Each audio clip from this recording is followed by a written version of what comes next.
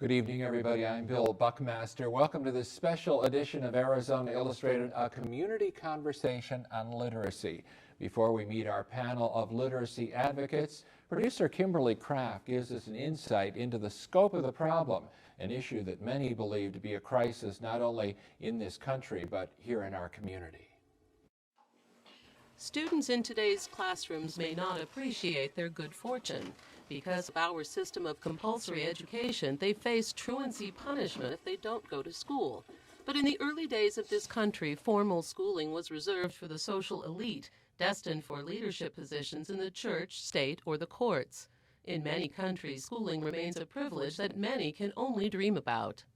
Back in those days, they didn't think the girl need to go to school or college.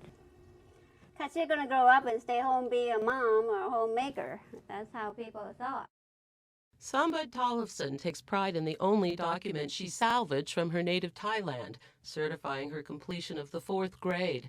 Although she claims she loved school, her family decided that her education was a poor investment, and she went no farther. After immigrating to the United States, she found out the hard way that in today's workplace, degrees matter. I go into facilities. They say, do you have a CNA certified? No. Well, then come back when you have the certified. So now I just feel like, oh no, experience don't help much. You have to get the certificate. Today, Tollefson has become an eager learner with the help of a tutor from the Literacy Volunteers of Tucson. And she's a retired nurse. Yeah. And they're like, wow, it's great. Demand for adult literacy education far outstrips supply, as Betty Stauffer will tell you. As executive director of the Literacy Volunteers of Tucson, she rates the quality of programs for adult learners as excellent, but there is an urgent need to expand capacity. The adult piece, which has been ignored for the most part, has to be given some credence, because the current workforce, 20 years from now, 80% of them are still going to be in the workforce. 80% of the new jobs created in the United States require some form of post-secondary education, yet according to the National Assessment of Adult Literacy, 43% of the population can't read a newspaper article and answer questions about it, nor can they fill out an application, read a food label, or read a simple story to a child. So there's a real disconnect between the jobs, the businesses and what they need from their workers, and what workers are able to deliver. And the story looks bleaker for kids now in school. For the first time in the history of the United States, the generation coming up is less well educated than the generation before. 4 years ago, Ana Maria Gonzalez knew intuitively that her world had changed. As her daughter entered kindergarten, Gonzalez decided she needed to educate herself as well. I need to help my child with the homework, and then I decided to take English classes. Now Gonzalez and her daughter Mariana learn together and know how to discover the meaning of unfamiliar words. The education she's received has made Gonzalez a better parent and made it much easier for her to function in the community.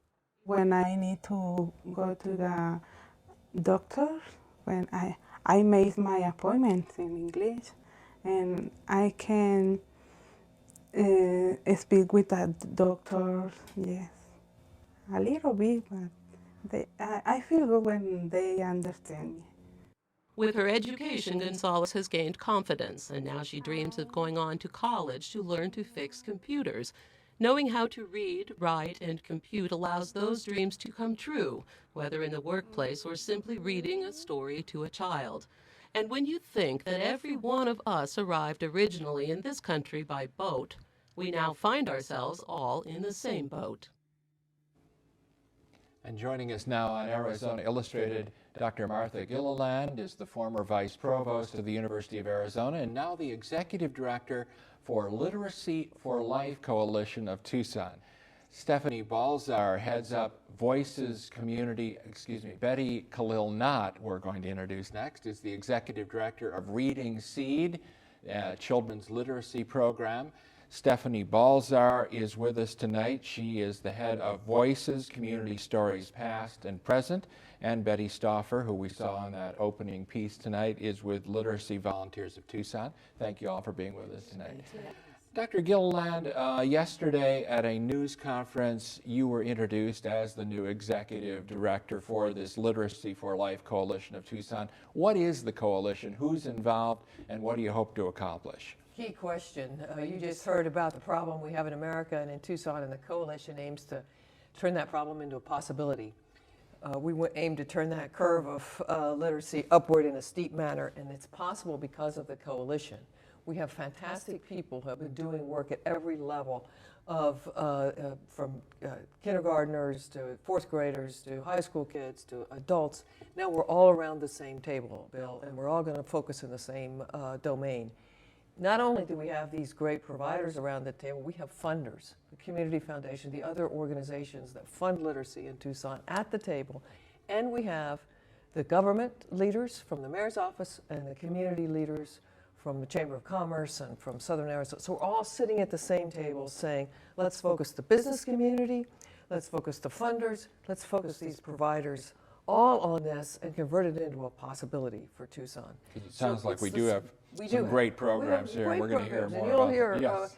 but we will make the whole more than the sum of the parts and create a buzz out there so that everyone will have a chance to participate. All right, Betty Khalil-Knott, the Reading Seed Children's Literacy Program. What's it about?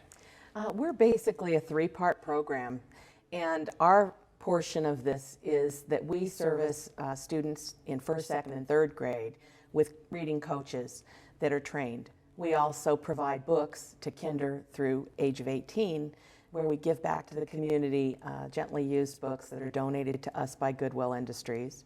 And the third component to us is that we have a lending library, which is open to everybody in our literacy community, schools, and our coaches, our reading coaches.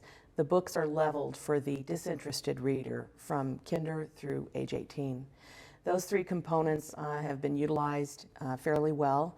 University of Arizona actually did a study on us, and that study, it said that what our components together, working together, that it worked and it helped children to read. So our effort is to try and get as many as we can in the younger part, so that hopefully when we get up to the adult literacy, we'll have a few less challenges. And I know the Rotary has been very involved. Absolutely. They pretty much started the program, didn't they? It was started before that even, but the Rotary took hold of it and it grew phenomenally for the past 4 years. And now you're flying on your Now we're on our own, and they're still with us, thank goodness. Through their support. All right. Definitely. And Ms. Balzar, about Voices, what is it? We run after-school and summer programs for youth aged 14 to 21. Our mission is to provide a safe space, positive relationships, and skills training to document real-life stories. We also provide a platform for youth to share their stories with the community. Really, we look at what we do as applied literacy. It's one thing to know how to write well or know how to take a photograph and combine those into a story. It's another thing to feel like what you have to say, especially as a young person, matters to our community and that you have the ability to share that with the community. Tell us about 110 Degrees. Sure. That is a flagship magazine that's produced by our youth. Youth take all of the photographs, write the stories. Beyond that, they really decide what story they want to share. Annually, we work with them in a program that brings together all of this into a magazine format that then we share with the community.